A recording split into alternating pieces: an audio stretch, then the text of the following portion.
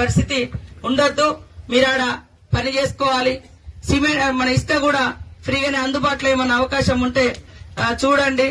DFO గారితో మాట్లాడండి. Collector గారు ఇసుక కూడా ఫ్రీగానే ఇస్తాను కాబట్టి వాళ్ళు ట్రాక్టర్లు పెట్టుకుని తెచ్చుకుంటే ఒక ఇంటికి ఎంత ఇసుక పడుతుందో ఒక లిస్టు రాసి వాళ్ళకు ఒక చిట్టి మీద సర్టిఫికెట్ ఇచ్చేస్తే వాళ్ళు తెచ్చుకుంటారు.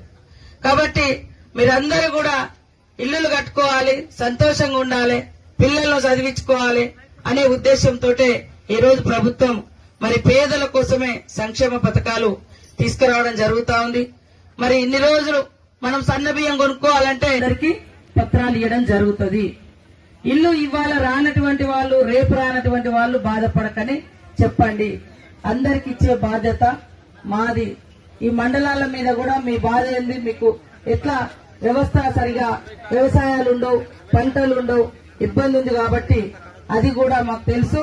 తప్పకుండా ఎక్కువ ఇల్లులు కూడా పెడతా ఉన్నాం, ఎక్కువ మందికి వచ్చేటట్టుగా. మీరందరూ కూడా సంతోషంగా